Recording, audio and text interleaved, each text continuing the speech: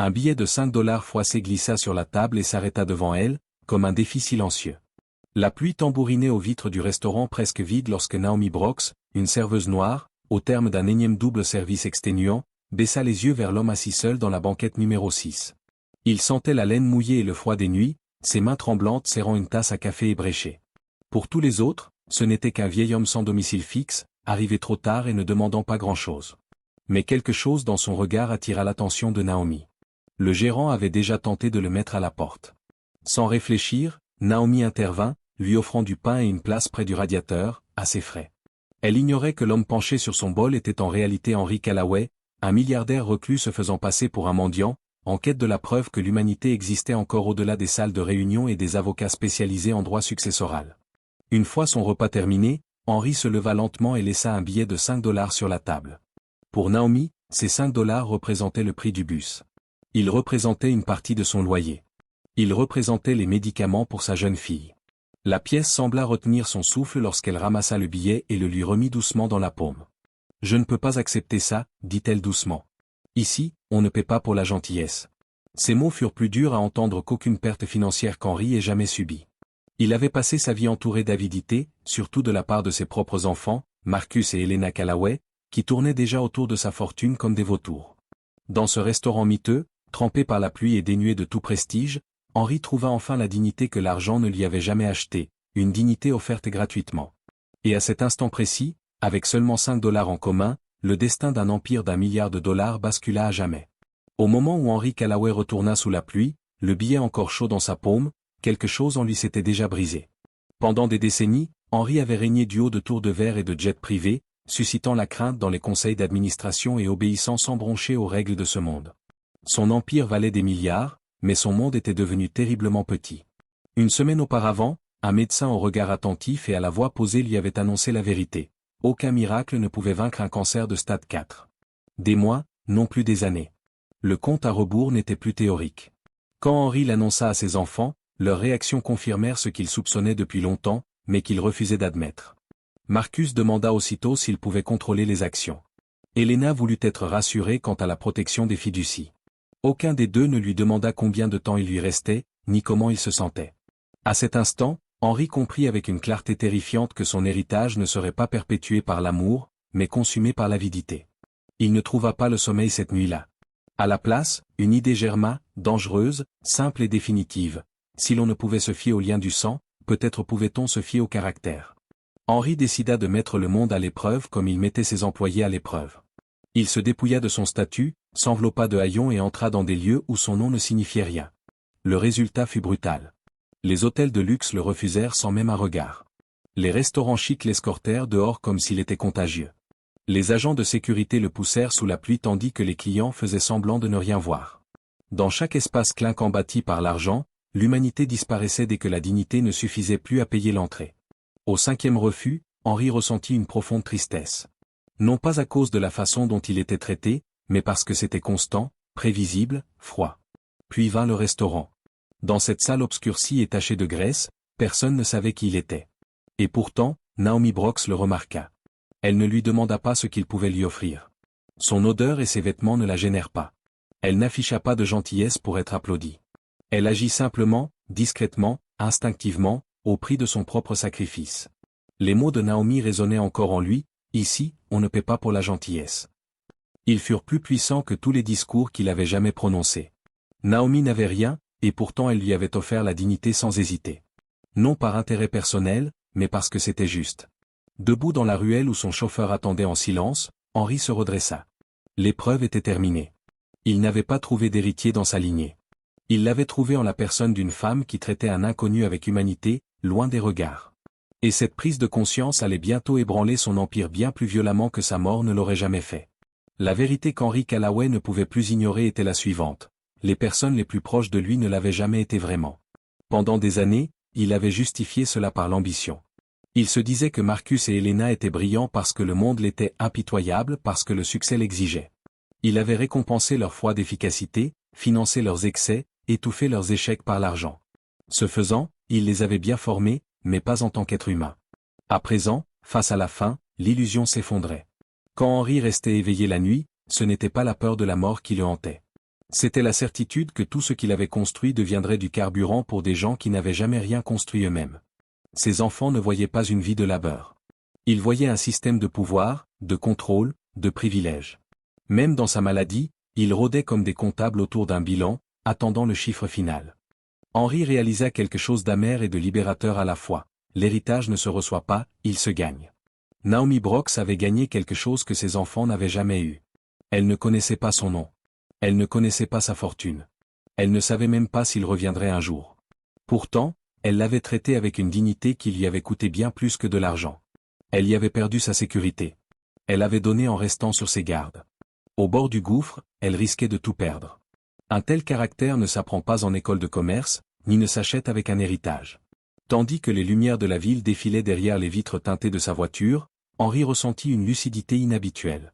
Pour la première fois depuis des décennies, il ne calculait pas les risques. Il ne protégeait pas ses biens. Il choisissait le sens. Il repensa aux yeux fatigués de Naomi, à sa voix posée, à la façon dont elle parlait de sa fille non pas avec amertume, mais avec un espoir discret. Il repensa à la manière naturelle dont elle prenait soin du confort d'une inconnue, non par obligation, mais par humanité. Voilà le genre de personne à qui son empire devait appartenir, non pas à quelqu'un qui l'exploiterait, mais à quelqu'un qui s'en servirait pour protéger les autres. Henri savait ce qui allait suivre, procès scandaleux, humiliation publique, accusation de folie. Ses enfants le traiteraient de cruel. Les médias le qualifieraient d'imprudent. Les avocats l'avertiraient des conséquences. Mais tout cela importait peu désormais, car dans un restaurant trempé par la pluie, dépouillé de son pouvoir et de son identité, Henri avait enfin vu la vérité. Une fortune léguée à de mauvaises mains est une malédiction, une fortune placée entre de bonnes mains est une seconde chance.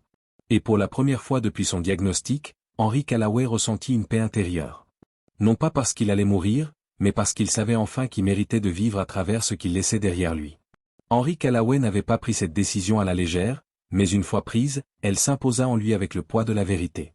De retour dans son Penthouse, entouré de sol en marbre et d'un calme que l'argent avait acheté sans jamais l'adoucir, Henri repassa la nuit en boucle. Naomi Brox, debout sous la lumière crue des néons, l'épuisement gravé dans sa posture. La façon dont elle parlait de sa fille, sans chercher la pitié, sans implorer son aide, se contentant d'énoncer les faits, et choisissant malgré tout la bienveillance. Elle ne savait pas qu'on l'observait. C'était l'essentiel. Il convoqua son avocat avant l'aube. L'homme arriva avec des bloc-notes et un regard méfiant, pressentant déjà l'orage. « Êtes-vous certain de cette décision » demanda-t-il prudemment. Henri n'hésita pas. « Je n'ai jamais été aussi certain de rien de toute ma vie. » Ils passèrent les détails en revue lentement. Structure de confiance, échéancier précis, garantie. Tout était conçu pour protéger Naomi de ce qui allait inévitablement suivre. Henri, loin d'être naïf, savait que ses enfants n'accepteraient pas cela sans réagir. Marcus la menacerait. Helena la manipulerait. Il traiterait Naomi de profiteuse, l'accuserait de manipulation, traînerait son passé dans les journaux et les tribunaux. C'est pourquoi Henri insistait sur le secret. Naomi ne devait rien savoir, pas encore. La fortune serait scellée, le bénéficiaire resterait anonyme jusqu'à sa mort. Laissons les vautours croire qu'ils ont gagné. Laissons-les se dévoiler entièrement. Alors que la plume planait au-dessus de la dernière page, Henri marqua une pause, non par doute, mais par réflexion. Il pensa à ce que Naomi ferait si elle détenait soudainement le pouvoir. Non pas le luxe extravagant qu'elle pourrait s'offrir, mais la dignité qu'elle restaurerait. Il imagina sa fille ne plus jamais compter ses inhalateurs ni recevoir d'avis d'expulsion. Il imagina des employés traités comme des personnes, et non comme des numéros. Il imagina un empire qui ne broierait plus ceux qui sont à sa merci. Cette serveuse, murmura Henri, a plus d'intégrité que toutes les salles de conseil où je n'ai jamais siégé. La plume effleura le papier. À ce moment-là, Henri Callaway fit quelque chose de radical, il rejeta le sang au profit du caractère. Il choisit l'humanité plutôt que l'héritage tel qu'on le concevait traditionnellement. Et pour la première fois depuis son diagnostic, la peur relâcha son emprise. Car la mort n'était plus perçue comme une fin. Elle ressemblait plutôt à une correction. À l'autre bout de la ville, Naomi Brox essuyait le comptoir de son restaurant, ignorant que son geste discret de bonté venait de redéfinir l'avenir d'un empire. Elle s'inquiétait du loyer, de l'école de sa fille, de savoir si les pourboires du lendemain suffiraient. Elle était loin de se douter que sa gentillesse, donnée spontanément et sans témoin, cette bonté avait franchi une limite qu'aucune somme d'argent ne pourrait jamais atteindre. Et bientôt, que le monde soit prêt ou non, elle serait mise à l'épreuve d'une manière bien plus grave qu'un simple billet de 5 $. Le conflit arriva exactement comme Henri Callaway l'avait prédit, rapide, féroce, et habillé de soie. Quelques jours après avoir réécrit son testament, l'atmosphère à la maison changea. Les appels restèrent sans réponse. Les invitations disparurent soudainement. Marcus cessa de feindre toute sollicitude, sa voix devenant sèche et froide chaque fois qu'il s'adressait à lui. Helena oscillait entre une politesse glaciale et une rage à peine voilée, assaillant Henri de questions qui n'en étaient pas vraiment, concernant les médicaments du médecin et sa lucidité mentale. « Les gens commencent à s'inquiéter pour vous », dit-elle un après-midi, son sourire trop crispé pour être sincère. Courir dans la ville habillé comme un sans-abri n'est pas très rassurant pour le conseil d'administration. Henri perçut la menace sous cette apparente sollicitude. Bientôt, la pression s'intensifia. Les avocats commencèrent à employer un langage prudent. Les conseillers suggérèrent des réévaluations. On recommanda d'abord un psychiatre, puis on insista pour qu'il soit consulté. On présentait cela comme une forme de bienveillance, mais Henri reconnut la manœuvre, une tentative de reprendre le contrôle en s'attaquant à ses facultés mentales avant qu'il ne soit trop tard. Ils ignoraient qu'il avait déjà pris 3 coups d'avance. Tard dans la nuit, tandis que la pluie traçait de longues lignes sur les vitres du Penthouse, Henri faisait face à son avocat.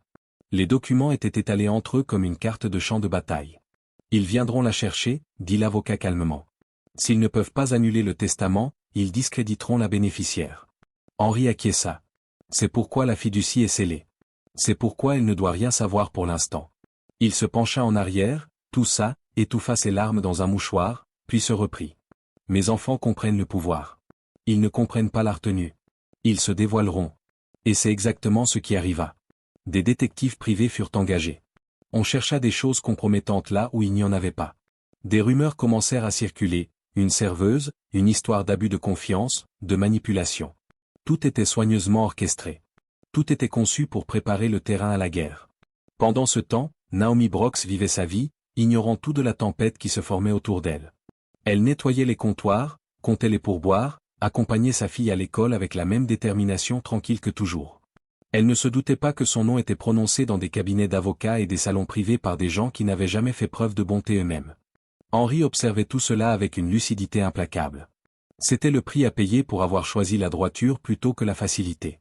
Un soir, après que Marcus eut quitté une réunion en trombe et qu'Helena eut menacé de rendre l'affaire publique, Henri prononça enfin les mots qu'il retenait depuis des années. « Tu ne mérites pas ce que j'ai construit. Et tu ne l'as jamais mérité. » Le silence qui suivit fut lourd. Ils partirent furieux. Henri se retrouva seul mais pour la première fois, il ne se sentait pas seul. Même si ses forces déclinaient, sa détermination restait intacte. Il avait tracé une ligne. Et quoi qu'il arrive, elle ne serait pas effacée. La bonté avait défié le pouvoir. Et le pouvoir avait peur. Le moment fatidique arriva sans fracas, dans un silence si lourd qu'il pesait sur chaque respiration. La lecture du testament eut lieu dans la bibliothèque privée d'Henry Callaway, dont les murs étaient tapissés de livres que personne dans sa famille n'avait jamais lus. Marcus, la mâchoire crispée, était assis, raide comme un piquet. Helena arpentait la pièce, ses talons claquant nerveusement sur le sol. Ils n'étaient pas en deuil. Ils attendaient de recevoir. L'avocat s'éclaircit la gorge. D'abord, des formalités. Des objets personnels. Des remerciements. Marcus se détendit légèrement. Puis tout bascula. À mon fils Marcus, je lègue ma collection de boutons de manchette, aucun intérêt majoritaire, aucun actif liquide, et aucune autorité au sein de Sterling Holdings.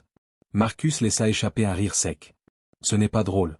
À ma fille Helena, je lègue le portrait de sa mère, dans l'espoir qu'il lui rappelle la compassion qu'elle n'a jamais apprise. Je ne lègue aucun bien immobilier, aucun actif financier, et aucun pouvoir. Helena pâlit. C'est de la folie. L'avocat tourna la page. Le reste de ma succession est légué intégralement à une seule bénéficiaire. Qui ? Demanda Marcus. Naomi Brox. Le silence explosa. Une serveuse ? Oui. Avec effet immédiat. Menace. Cris. Promesse de procès. Mais rien n'y fit. Tout était verrouillé. Pendant ce temps, Naomi raclait des assiettes sous la lumière tremblante du restaurant, ignorant que sa vie venait de basculer. Lorsqu'une voiture noire s'arrêta devant l'établissement et qu'un homme en costume la demanda par son nom, elle ne ressentit pas de joie. Seulement de la peur. Quand elle apprit la vérité, ses jambes fléchirent. Un empire. Des milliards. Elle pensa à sa fille avant tout. Naomi ne cria pas. Elle resta silencieuse. Elle comprit ce qu'Henri avait vu, la richesse ne révèle pas le caractère, elle le met à l'épreuve. Naomi ne devint pas ce que le monde attendait d'une milliardaire. Elle devint ce que le monde voit rarement, quelqu'un qui n'oublie pas d'où elle vient. Elle transforma des immeubles vides en abris. Défendit les travailleurs. Et chaque mardi soir, elle partageait une soupe simple avec sa fille, comme avant. Henri avait bâti un empire avec de l'argent. Naomi l'a reconstruit avec de l'humanité. Car parfois, le plus petit geste de bonté laisse le plus grand héritage.